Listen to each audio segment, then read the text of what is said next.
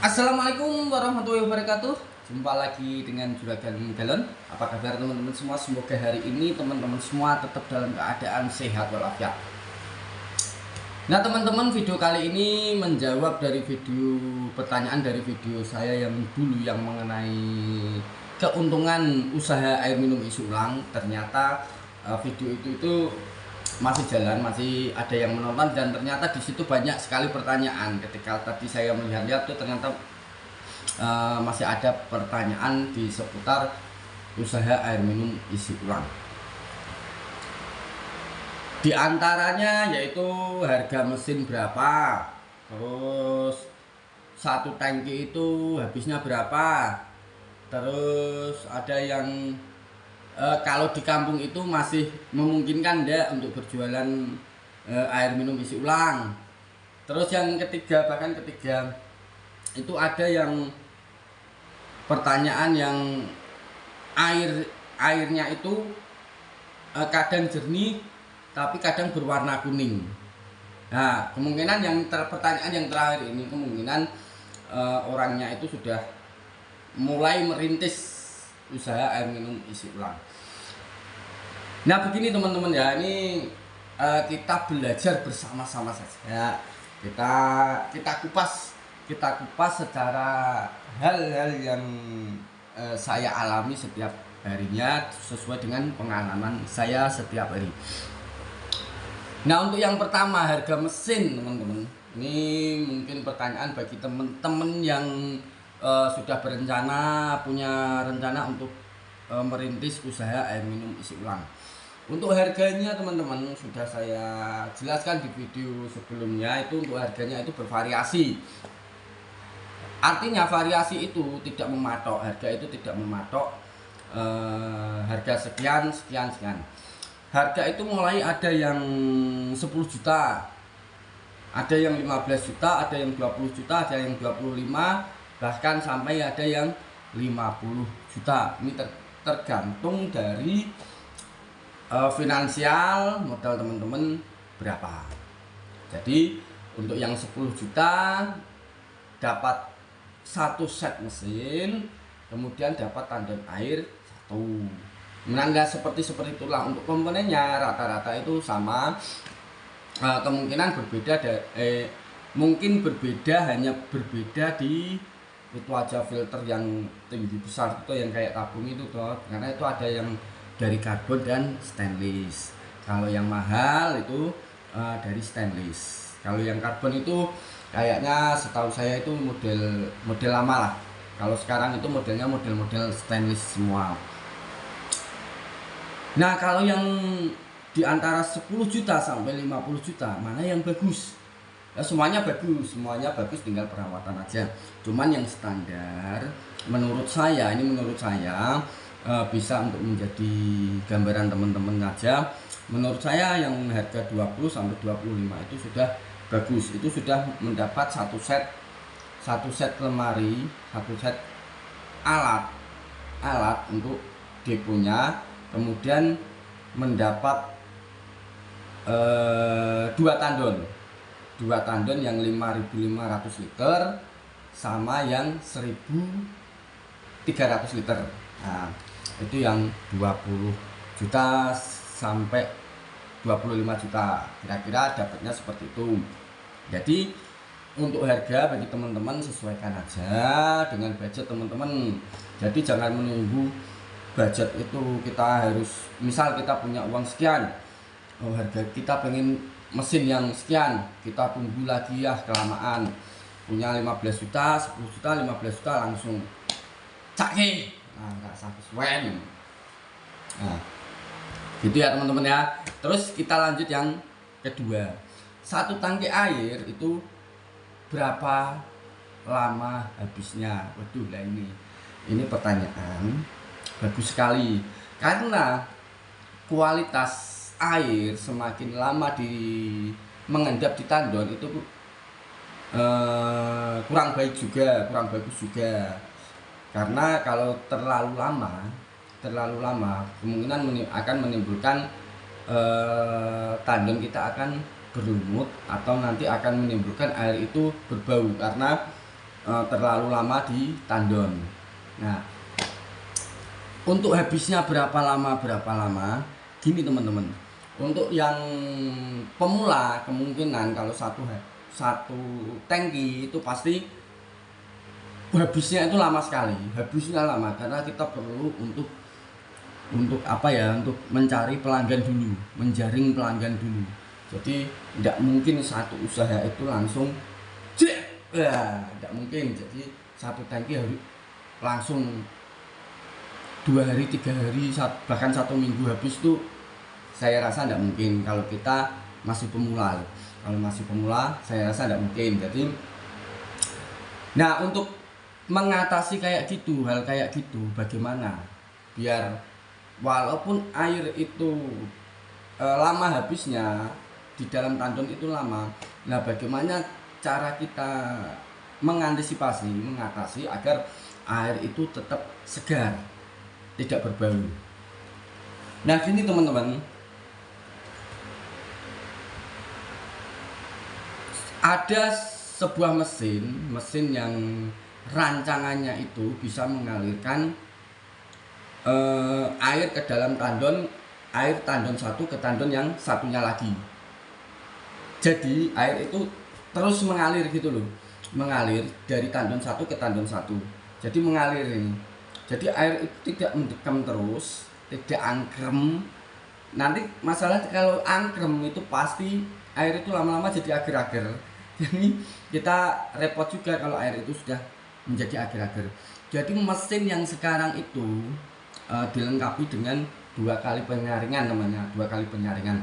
Jadi tandon satu ke tandon yang satunya lagi mengalir dulu, baru tandon yang satunya itu mengalir ke mesin. Jadi air itu bergerak terus.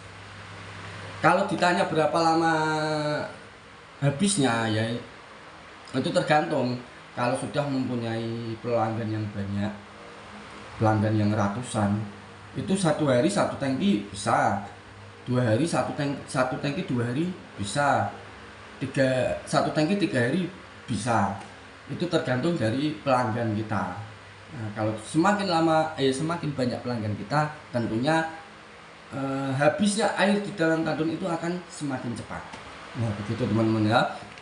Jadi kalau dipatok habisnya berapa hari 1 tangki itu ya tergantung dari pelanggan kita sendiri. Kalau pelanggan kita, penjualan kita banyak, ya 1 tangki cepat. Nah, gitu ya teman-teman ya. Nah untuk yang ketiga selanjutnya yaitu masih memungkinkan nggak kita hidup di kampung, masih memungkinkan nggak kita untuk usaha air minum isi ulang? Nah ini pertanyaan super jos, super keren, super bagus. Nah begini teman-teman, begini. Di zaman sekarang ini ya teman-teman, walaupun di desa, di agak desa, terus di kota, itu rata-rata itu masyarakatnya itu kan pada bekerja,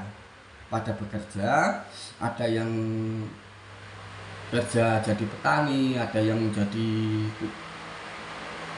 karyawan pabrik, ada yang jadi guru, macam-macam lah. Yang namanya di desa itu pasti orang-orangnya itu kerja, dan kebanyakan setelah mereka bekerja itu waktu mereka pun akan habis di pekerjaan.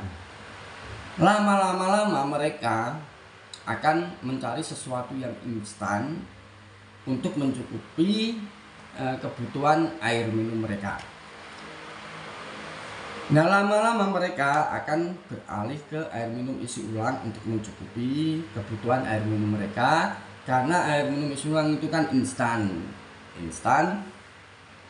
langsung minum tanpa perlu dimasak. Nah jadi walaupun di desa teman-teman masih berpeluang untuk bisa usaha air minum isi ulang, tinggal tingkat kesabaran dari teman-teman untuk melayani para pembeli, untuk memasarkan produk air minum isi ulang teman-teman. Tinggal kesabarannya aja, karena memang rata-rata di desa itu masih mengandalkan air itu direbus ataupun digodok untuk memenuhi kebutuhan air minum mereka. Tapi lama-lama pola pikir mereka akan tetap berubah. Semakin lama dengan berjalannya waktu, pola pikir mereka tentang air minum pasti berubah. Yakinlah. Jadi walaupun di desa tetap berpeluang untuk membuka bisnis air minum isi ulang. Karena apa teman-teman ya? Ketika kita membuka air minum isi ulang, walaupun di desa ini ya, yang saya ceritakan di desa, kita tidak akan selalu memasarkan air minum isi ulang kita. Di situ akan kita lengkapi, di tempat kita akan kita lengkapi dengan misal air galon yang sudah bermerek.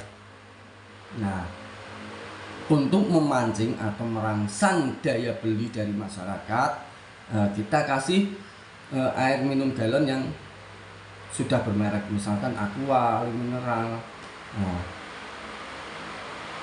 kalau orang-orang masyarakat walaupun desa sudah membeli air minum galon yang bermerek, kemungkinan air minum isi ulang kita itu sudah pasti masuk. Nah, jadi itu tinggal kesabaran dan bagaimana cara teman-teman memasarkan produk teman-teman. Nah, yang selanjutnya teman-teman, itu pertanyaannya, airnya itu kadang warnanya kuning. Ini juga saya belum pernah mengalami, tapi ada pertanyaan seperti itu. Saya belum pernah mengalaminya juga. Jadi saya ya agak bingung ini jawabnya gimana. Airnya bisa berubah menjadi agak-agak kuning.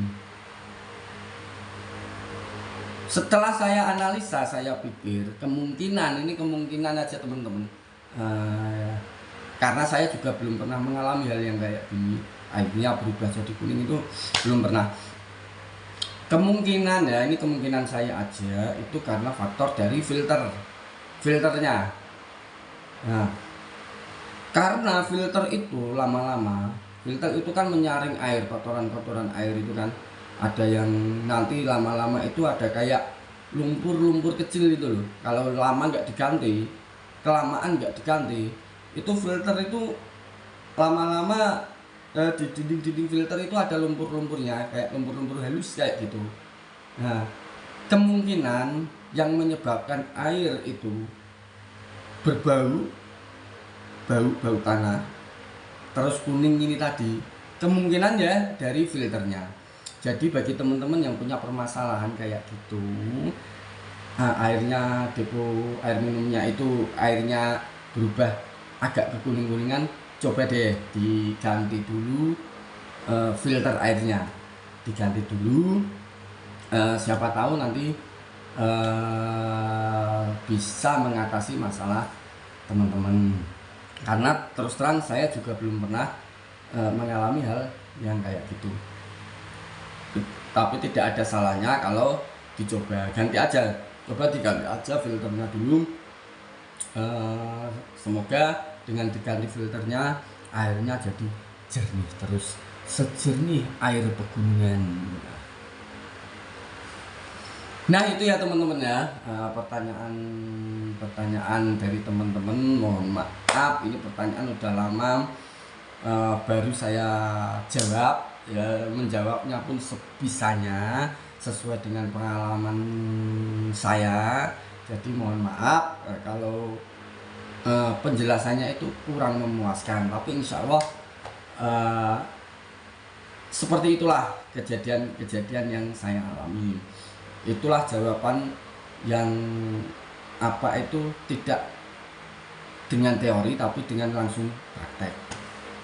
Nah, semoga teman-teman penjelasan saya ini mengenai seputar air minum isi ulang itu bisa bermanfaat, bisa berguna bagi teman-teman yang mau merintis air minum isi ulang, mau mendirikan depo air minum isi ulang. Semoga penjelasan saya ini sedikit bermanfaat. Nah, bagi teman-teman yang sudah memulai usaha air minum isi ulang semoga diberikan kelancaran, semoga diberikan banyak pelanggan.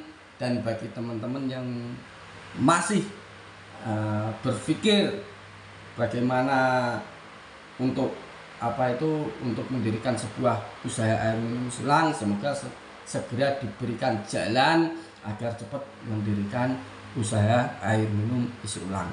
Nah, sekian teman-teman, terima kasih. Assalamualaikum warahmatullahi wabarakatuh.